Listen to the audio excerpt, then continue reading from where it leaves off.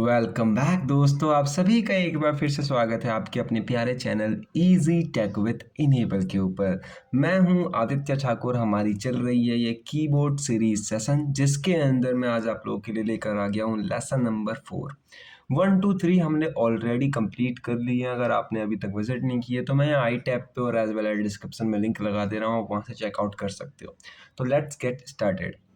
अब देखो, यहाँ पे 3 सेशन देखना आप लोगों के लिए मस्ट ज़रूरी हो जाता है, क्योंकि उसके अंदर मैंने आपको fundamental rules, step, how to stabilize our home keys, इन सब तरीके के टॉपिक को कवर किया है, जिससे आपको ये आइडिया लगेगा कि मैं कहना क्या चाह रहा हूँ। ठीक है, तो अगर आप लोग रैंडमली आ गए उस वीडियो के ऊपर, तो आई मस्ट हाईली सजेशन कि यहाँ यूट्यूब पे इस तरीके का कंटेंट एक तो फ्री नहीं है, ऊपर से फ्री है जैसे कि मुझ जैसे लोग आपको बता रहे हैं, तो आपको उनको क्रिटिसाइज नहीं करना चाहिए। मतलब ऐसा नहीं कि आपने बीच से उठाया और बीच से ही पढ़ना शुरू कर दिया, ये थोड़ा सा गलत लगता है, फिर आप ना ढंग से समझ पाओगे और मेरी एनर्जी भी वेस्ट हो जाएगी। तो मेरा हाईली ओपिनियन सजेशन ये रहेगा कि आप लोग एक बार जाके लेसन नंबर 1 को भी जरूर से देखना। ठीक है, वहाँ पर मैंने कीबोर्ड के एक स्ट्रक्चर से लेके एक की के बारे में बहुत डिटेल तरीके से बताया है, यहाँ उतना नहीं बता रहा हूँ। तो लेट्स कंटिन्यू करते हैं।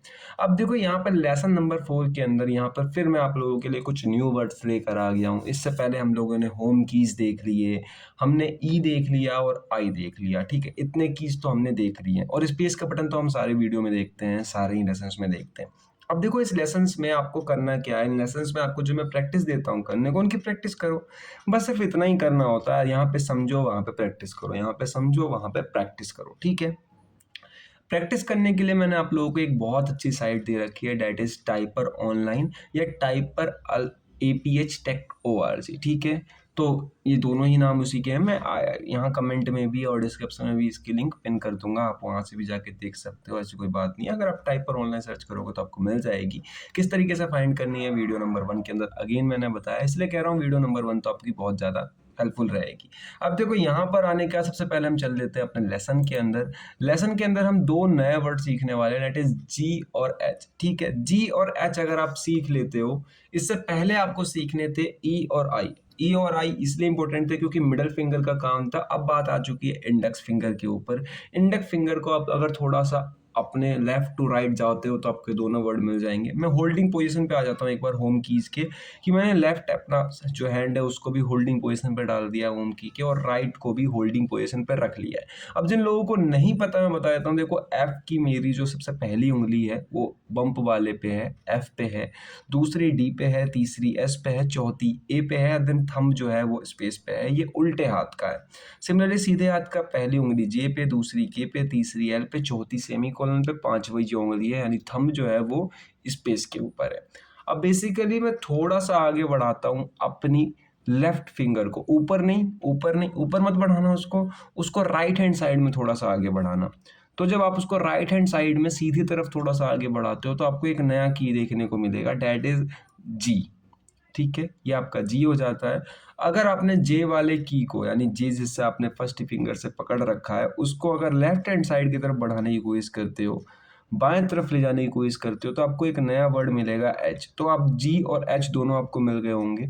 अगर जी और एच में थोड़ा सा अपनी उंगली को और आगे बढ़ाते हो तो दोनों उंगलियां एक दूसरे को छू जाएंगी, मिल जाएंगी, टच कर जाएंगी। अगर टच कर रही हैं तो इन द सेंस आप बिल्कुल सही जगह पर हो। ठीक है, अब जी और एच बिल्कुल जस्ट एक दूसरे को पड़ोसी कह सकते हो आप। जी का एच पड़ोसी है और एच का जी पड़ोसी है, और ये जी का जो एक दूसरा पड़ोसी वो एफ है, और एच का दूसरा पड़ोसी जे है।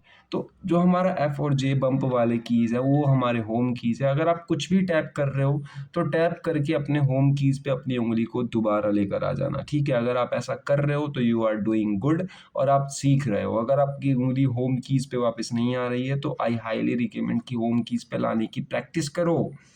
उसके बिना आप कीबोर्ड की टच टाइपिंग नहीं सीख पाओगे। तो देन यहाँ पर आपके सेशन में आना है, यहाँ पर आपको लेसन्स में आ जाना है। इस साइड पे आके लेसन्स में होम की for the left hand, home की फॉर द राइट हैंड हमने कंप्लीट कर लिया है। New keys E and I भी हमने कंप्लीट कर लिया। अब हम शुरू करने जा रहे हैं new keys G and H.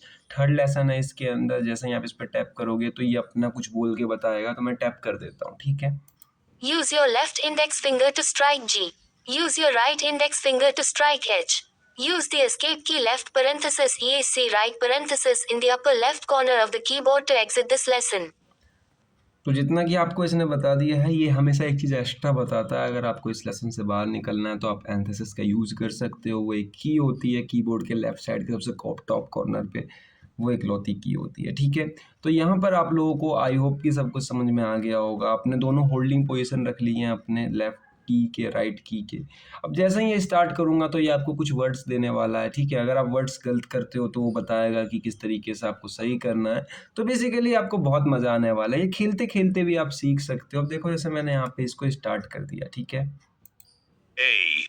A-S-D-F.